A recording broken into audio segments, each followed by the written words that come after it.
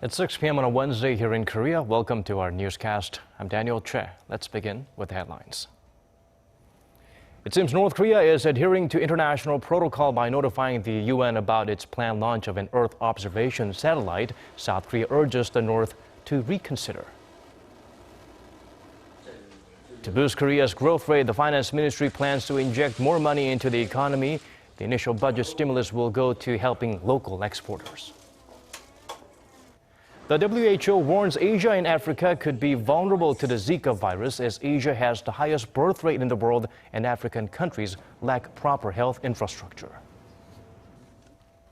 North Korea has given notice of a planned satellite launch, or what many fear could be a cover for a ballistic missile test.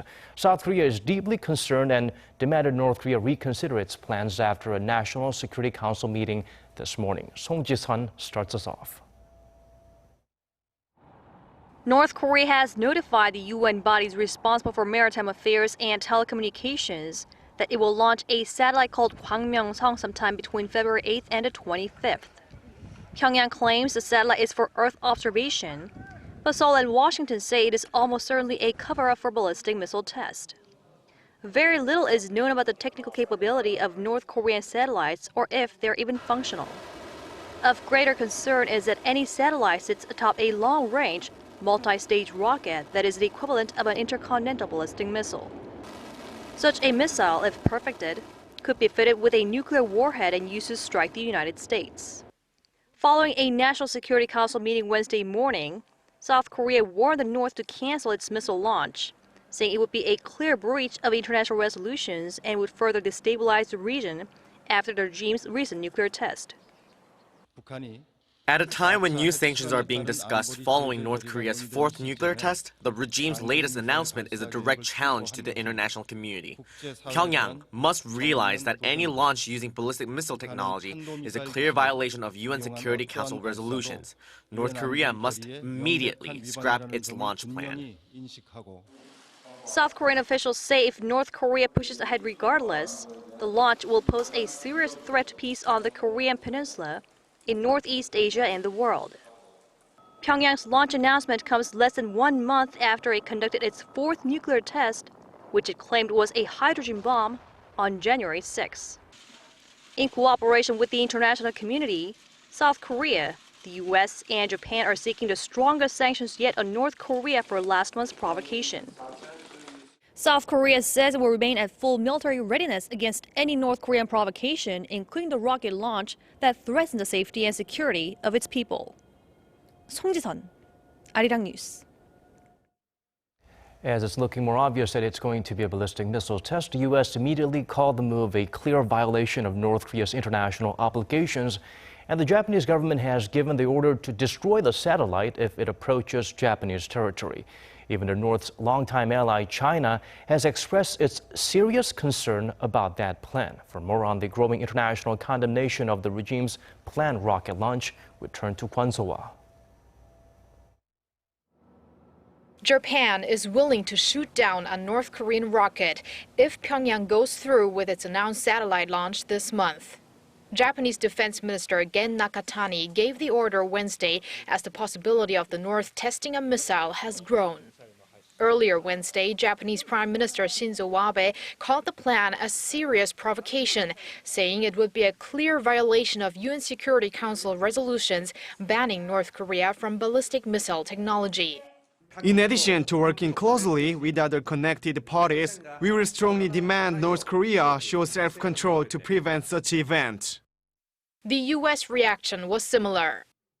I feel confident in telling you that the international community would regard a step like that by the North Koreans as just another irresponsible provocation and a clear violation of their international obligations. The White House spokesman added the U.S. is encouraging cooperation from China as it is in a, quote, unique position as the North's sole ally. That's also why the international community's attention is fixed on Beijing, as its top nuclear envoy, Woo Da-wei, is currently in Pyongyang. He is expected to bring up the North's nuclear test last month, the reason for the UN Security Council's current push toward tougher sanctions on the regime. The visit has also raised expectations that China could try to deter North Korea from going through with its latest threat. On Wednesday, Beijing expressed its, quote, serious concern about the satellite launch plan and called on Pyongyang to exercise restraint. Kwon So-ah, Arirang News. And to better track whatever that is being launched by North Korea, the South Korean military has deployed an additional Aegis destroyer. According to military officials on Wednesday, one destroyer will be on standby in the West Sea, while the other will be stationed on the southern side of the peninsula in waters off Jeju Island. The Aegis is equipped with SPY or Spy-1D radar that has a range of up to 1,000 kilometers. The military has also deployed other surveillance assets, including Peace Eye surveillance planes and Green Pine radar. One of the biggest questions about the launch is when it will happen. The North has said it will take place sometime between February 8th and the 25th. Our Connie Kim spoke with some North Korean experts to get their predictions.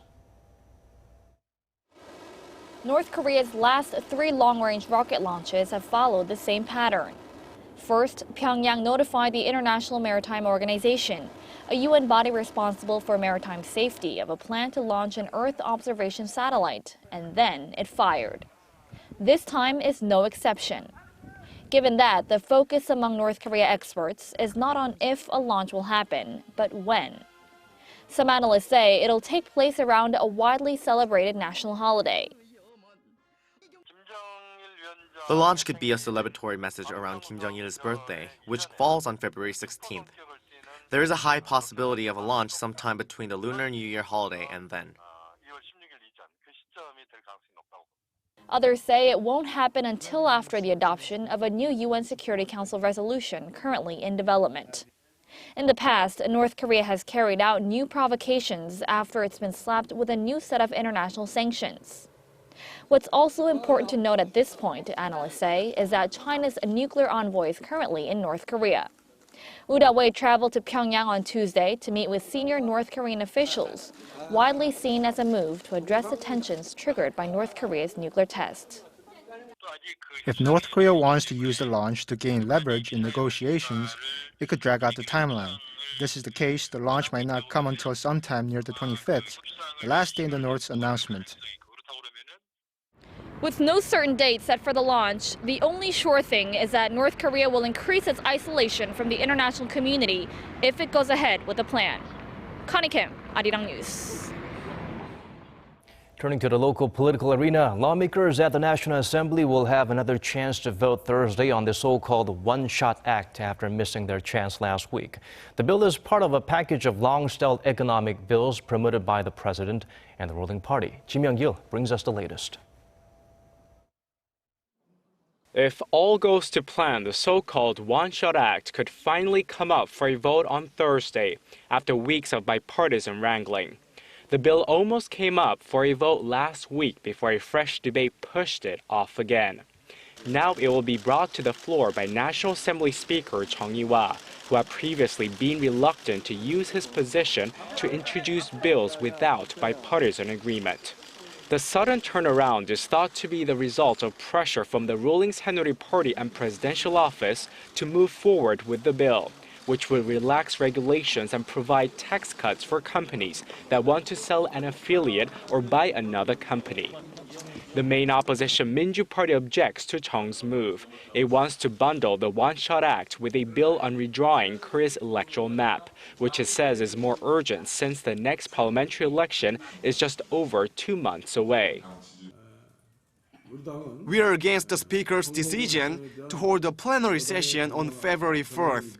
The ruling party should stop acting unilaterally and cooperate with us to introduce the bill to redraw Korea's electoral map with the other key bills. The ruling Saenuri Party says its actions are justified since it cannot trust the opposition. It fears that if it agreed to vote on the electoral map first before the economy-related bills, the opposition would refuse to hold up its end of the bargain. Passage of the economy-related bills will create new opportunities in this time of crisis. The rival parties cannot be split on improving people's livelihoods. Now is the time to act. It shouldn't be redistricting first, but livelihoods first. We ask for the opposition party's cooperation. Korea's electoral map expired at the end of last year. The National Election Commission says if Parliament does not find a solution by February 23rd, it will not only affect local campaigning, but overseas Koreans will not be able to vote because the Commission will not be able to assign them to voting districts. Kim Young-gil, Arirang News.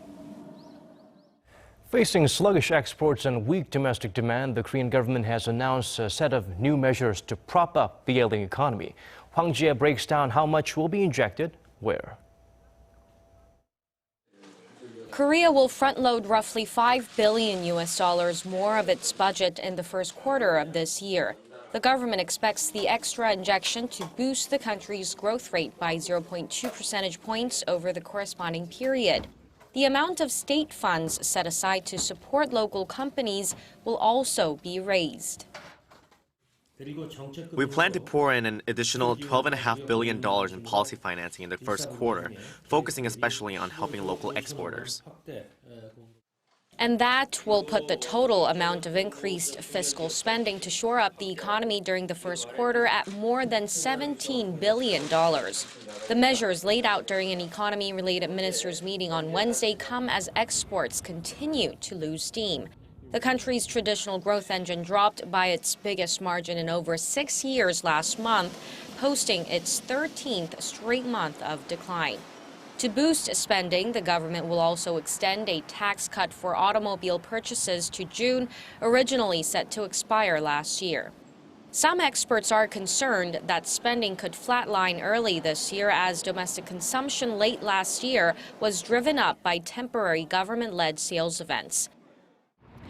And another package of stimulus measures is set to be introduced later this month with a focus on boosting investment and removing excessive regulations to spur job creation in new markets. Hwang Jie, Arirang News. The Korean won closed at its lowest level against the U.S. dollar in nearly 6 years on Wednesday. The local currency ended at 1,219.31 against the greenback, down almost 12 from Tuesday's close. This comes amid renewed fears that the global oil price slide will continue, along with fears of an additional rate cut in Japan. A day earlier, the benchmark West Texas Intermediate lost over 5% amid dim hopes for a deal for OPEC nations and Russia to cut production, as Japan's top central banker indicated that rates could be cut further if necessary. On the local bourse, Korean stocks ended lower Wednesday, with the benchmark Kospi losing over 0.8%. The Wall Street Journal has praised the Korean government's willingness to press ahead with labor reforms. Park Ji-won reports on the details. In an editorial on Tuesday, the Wall Street Journal praised the Korean government's efforts to push ahead with labor reforms. The paper characterized Korea's new labor guidelines as progress. The new rules seek to revise employment-related regulations and give companies more freedom to fire employees with poor performance records. The paper said given that Korea ranks 121st out of 140 countries in labor market flexibility and the youth unemployment rate stands at a 16-year high this year, the Park Geun-hye administration's initiative to ease Korea's rigid labor market serve workers' best interests. The paper said more flexible labor policies would increase productivity and lift wages, as well as boost the global competitiveness of Korean goods.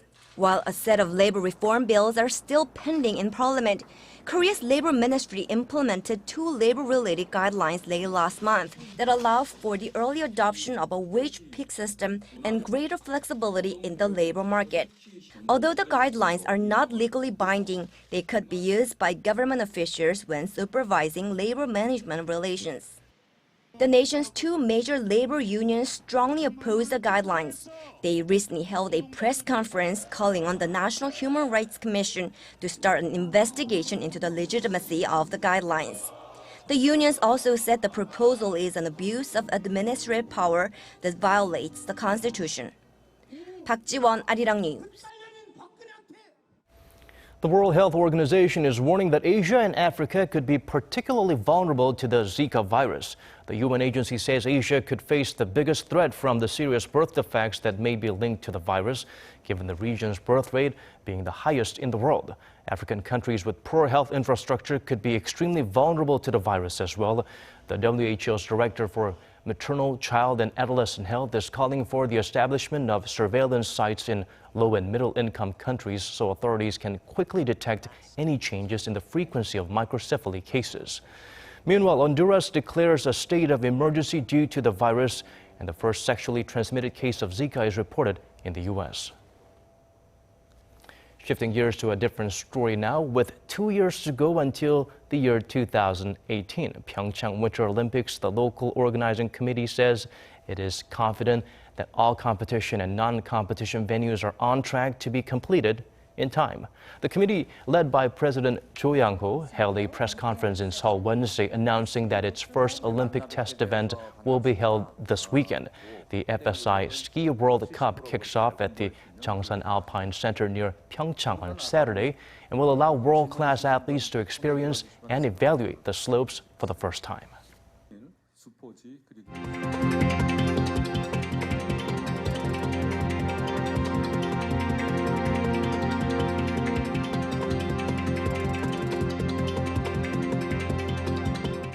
And that brings us to the end of our newscast. As always, thank you for watching.